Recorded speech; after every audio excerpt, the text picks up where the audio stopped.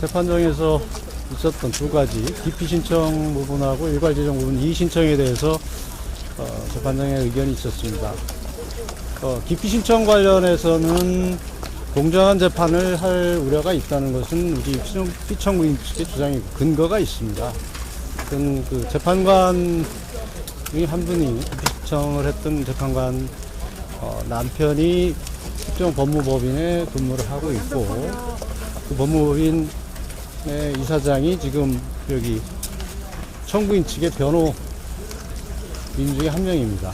그리고 지난 청문회 과정에서 그 남편이 거기 법인에서 보수를 받지 않은 것처럼 얘기를 했지만 연간 수천만 원의 보수를 받은 것으로 드러났고, 그리고 이런 사례는 과거에 재판에서 재판장이 특정 대기업의 이혼 소송을 재판하면서 그 기업의 임원과 문자 주고받은 것을 이유로 해서 기피 신청이 됐었고, 그게 결국 인용되는 그런 사례도 있었습니다. 그래서 이 부분은 굉장히 중요한 기피 신청 사유라고 판단을 했었고, 특히 청문회 과정에서 심리도 전에 어떤 비상계엄이 위헌성이 있다든지 내란죄가 성립될 가능성이 있다는 취지의 발언으로 이미 예단을 드러냈기 때문에 이것은 공정한 재판을 기대할 수 없다 해서 기피 신청을 했는데, 별다른 이유 없이 기피 신청을 기각한 거에 대해서 대단히 유감스럽게 생각하고, 이것은 법리에도 맞지 않고 공정에도 맞지 않고 상식에도 맞지 않는다, 그런 말씀을 드리고요. 일괄 지정과 관련해서도 이거는 헌법재판이지 형사재판이 아니라고 재판장께서 말씀을 하셨는데, 물론 헌법재판입니다. 그러나 헌법재판소법의 40조 보면 분명히 형사소송에 관한 규정을 준용하도록 되어 있습니다.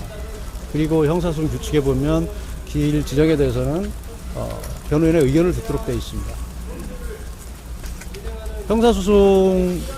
형사재판은 아니지만 분명히 형사소송 규정이 준용되도록 돼 있다면 준용하는 것이 마땅합니다. 법률을 집행하는 과정에는 법대로 해야 되는 것입니다. 안 쳐, 이 사람. 그런데 단지 헌법재판이라는 이유로 형사소송 규정을 준용하지 않는 것은 법을 정면으로 위배하는 것입니다. 법을 지키고 법을 집행해야 될 헌법재판소가 월권을 하고 있는 겁니다. 또 한 가지 일괄 지정에 관한 문제는 또 있습니다. 지난 준비기일에서 1, 2기일만 지정을 하고 마쳤는데 재판 후에 3, 4, 5기일을 지정을 했습니다. 그렇게 급하게 지정을 할 이유가 없습니다. 똑같은 과정을 거치더라도 2월 4일까지 3회 추가로 더 지정을 하더라도 오늘 재판에서 또는 다음 16, 2회 재판에서도 얼마든지 변호인들에게 의견을 듣고 고지해도 됩니다. 근데 그런 절차를 생략하고 편법적으로 5회를 지정할 이유가 없습니다. 그런 점에서 우리는 이 재판의 공정성을 그리고 중립성을 굉장히 의심할 수밖에 없다. 이것은 무슨 주관적인 판단이 아니고 외부적으로 드러난 지금 헌법재판이 진행되는 과정에서 누구나 봐도 한눈에 봐도 알 수 있는 상황이다. 그렇게 설명을 드릴 수 있을 것 같습니다. 재판관 기피 신청 관련해서 불복 절차가 없는데 향후 어떻게 대응하실 예정이십니까? 저희는 양식 있는 재판부고 양식 있는 재판관이라면 스스로 회피를 할 거라고 생각을 합니다. 그리고 회피를 촉구할 예정입니다. 법원이 발부한 체포 영장을 거부할 권한이 있습니까? 권한을 묻기 전에 그 영장이 적법하고 유효한지에 대해서 다시 한번 생각해 보시기 바라겠습니다. 현재 결정까지 부정하시는데 법을 따를 의지는 있는 건가요? 뭐를 부정한다? 현재 결정, 기각 결정까지 부정하시는 거잖아요. 부정하는 것이 아니라 우리 피청구인 측의 의견을 제시하는 것이고, 절차 내에서 불합리한 것은 불합리하다고 얘기를 하고 있는 것입니다. 어제 경호처에 가셔서 경호관들한테 경찰관 체포해도 된다고 설명하셨는데 왜 그러신 거예요? 전후 사정을 모르시고 자꾸 질문을 하시는 것 같은데, 적법하게 발부된 영장이 전제되어야 된다는 것과, 그리고 그 영장이라 하더라도 영장을 적법하게 제시하고 그 집행 방식을 따라야 되는 것이고, 영장 제시 없이 담장을 넘거나 기물을 파손하는 경우를 전제로 말씀드렸다는 것을 알려드립니다. 어떤 때는 5명 증인 신청했는데 이 증인 신청 규모는 어떻게 계획하고 계실까요?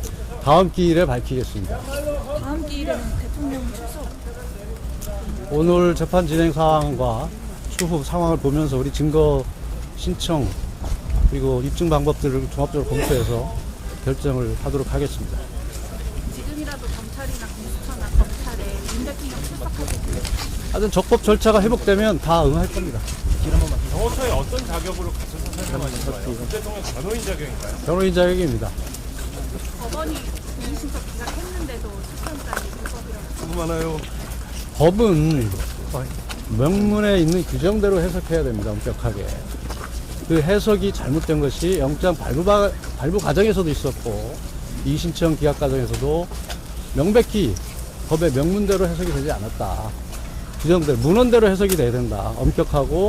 엄격하게 해석이 돼야 되고 유추나 확장 해석은 해서는 안 된다. 그렇기 때문에 잘못된 결정이라고 얘기를 하고 있는 것입니다. 조진석 비서실장이 제3의 장소에 대해서 조사 가능성 말했는데 어떻게 생각하시나요?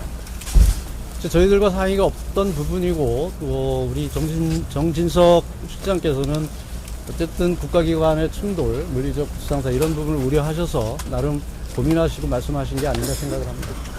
거기에 대해서 검토해 보실 의향 있으신가요? 제3의 장소. 누차 말씀드렸지만 지금 저희들이 지난번에 얘기했던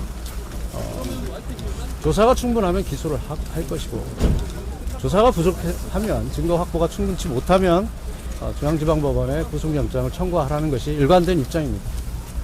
어제 경호처 가신 게 공무집행방해 교사에 해당한다는 보고서인지 어떻게 보시나요? 그건 우리 기자님의 생각이라고 생각합니다.